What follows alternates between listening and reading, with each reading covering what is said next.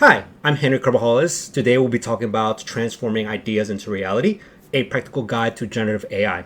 Let's get started. We'll break down the discussion into four parts. The first, we'll begin with an intro of who I am and my background. From there, we will get started into the main content. We will talk about how to create the idea, what one goes through to even begin to think about ways of leveraging generative AI. Also, we will then talk about factors to consider in team assembly, right? There are many things that you're probably hearing what people need to learn and do. We will take a practical look at what that looks like with an overview example of an actual project I was involved with. Last but not least, it's post-development thoughts. What comes once you've gone through the endeavor with a team and creating your generative AI solution. We'll just talk about some things to take into consideration to help you on your generative AI journey. So let's begin. Again, my name is Henry Carvajales. I am founder of ProtoCon LLC. By heart, I like to consider myself a technologist. I operate out of the DMV area, or DC, Maryland, Virginia, for those of you not local to the area, in the government and commercial space of consulting. My alma mater, University of Maryland. Prior to starting my career, I did several years in the United States Marine Corps. From a professional perspective, PMP certified as well as Scrum Master, and most recently, I achieved the AWS AI practitioner certification. Here is a list of clients I've worked with over the last 10 years, ranging from digital transformation to data analytics, all the way to cloud engineering and generative AI solutioning. You may be asking yourself, how do I create a product using GenAI? To rephrase that, you need to be more specific, right? Instead of asking, how do I create a product, you should be asking yourself, how can I leverage GenAI to improve an existing product? Alternatively, if you're still looking for a brand new product, you can change it to a more open-ended.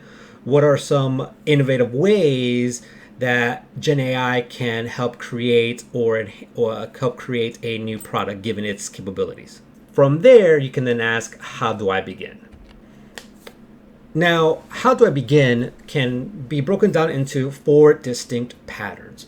The first is use case ideation, where you're coming up with ideas of how GenAI can help you and your organization better operate more efficiently or prevent risks and things of that nature. The following two could be done in parallel, or they can be done in sequential order as you see it, depending on your organization. With the technology and its implication, there is a big need of governance. There's definitely concerns when it comes to using this technology. So you will be focused on identifying your governance, and with that, it may be just leveraging what you already have and enhancing it by adding a GenAI layer on top of it. You'll hear me say layer again and again because to a degree that is really what it is. Right, you're just adding on to what already exists, and in very few cases, you will be creating something completely scratch, right? From there, once you've done the identifying the governance, it's the development process where you're actually putting hands on keyboards and creating the product that will eventually bring more value to you and your organizations or your client. Then the last step is the initial pilot. And this is where you're taking everything you've learned and applying it in a small controlled space with specific consumers, users, that they can then provide you initial feedbacks and ideas and recommendations. Not one step is greater than the other, and they're all equally important. So definitely take that to heart when you're trying to go from the use case ideation all the way to the initial pilot. And also, you've noticed that only the first phase is not recycled again. Well, that's due to because once you've created or identified your use cases, you can leverage that bucket of ideas to create new things, right? If it's really needed, you can then repeat the process again to come up with new ideas to take into consideration.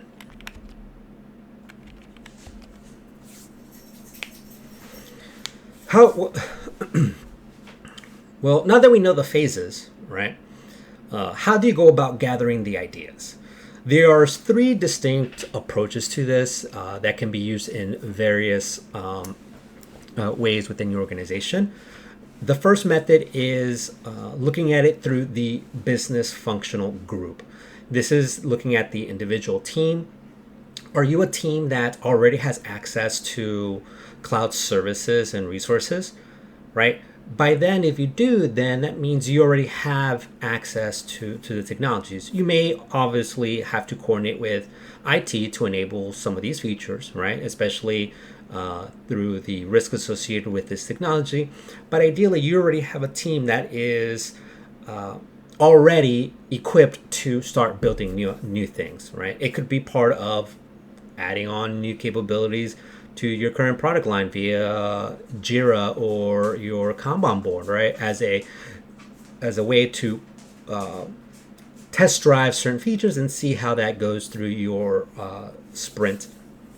agile sprint activities. The next way to gather ideas is through the enterprise. Think gamification, think Shark Tank, right? As an executive leader, think about gamifying within your organization use cases, right? Have defined rules where you are measuring ideas based on impact, reach, feasibility, and access to data, right? Also, at the same time, right, because this is an enterprise investment, ensuring that you provide R&D funding so that teams can actually build these solutions, right, due to the cost associated to running cloud infrastructure and resources. But fundamentally, you're now gathering the ideas from the entire organization, and you're also able to see collectively what is everybody asking for or what is everybody recommending in terms of ideas, and seeing if there's any commonality through the greater organization, right? Because from there, you would want to pick and choose cases that have definitely a further reach and impact versus ones that are so finite and limited in scope.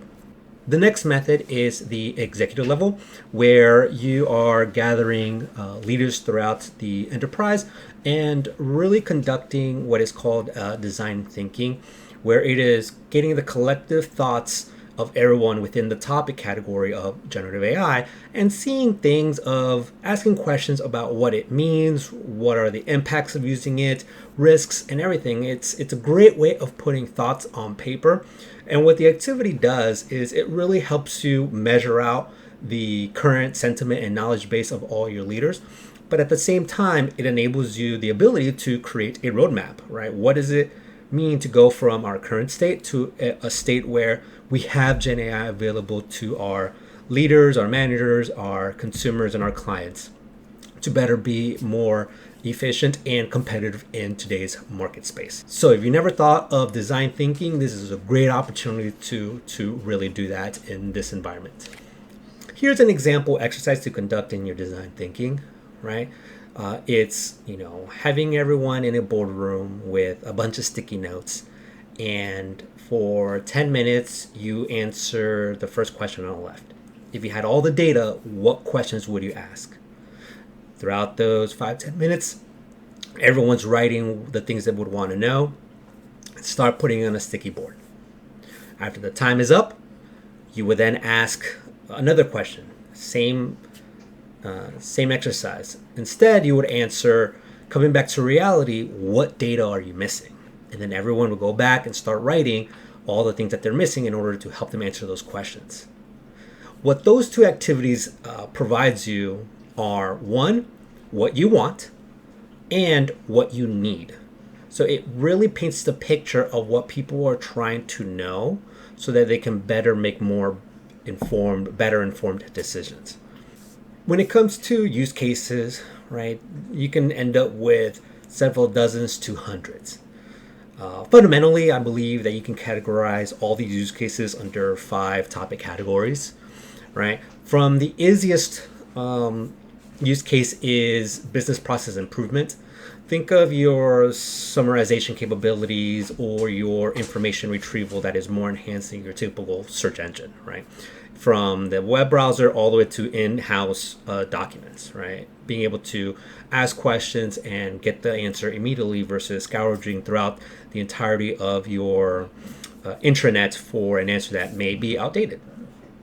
At the highest level, it is, or what I like to call agents, It is the personification of positions in a digital way, right? Think of your compliance officer or your HR specialist, right?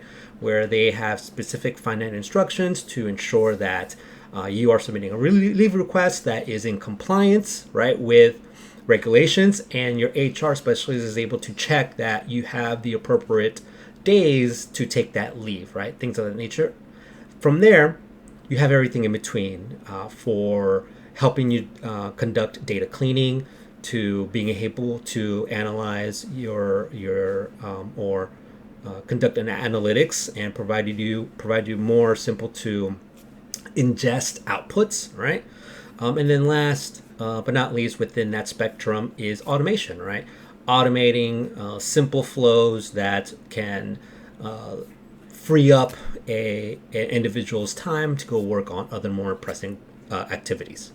So once you've collected all your use cases, think about which buckets your use cases will fall under, and seeing where, as an organization, you want to put your focus on, given the complexity and skill set and time available to build the use cases out. If you have followed me to the end, thank you for watching. I hope you have enjoyed this video. Please don't forget to like and subscribe, and let me know if you have any questions about the topic. And until next time, take care.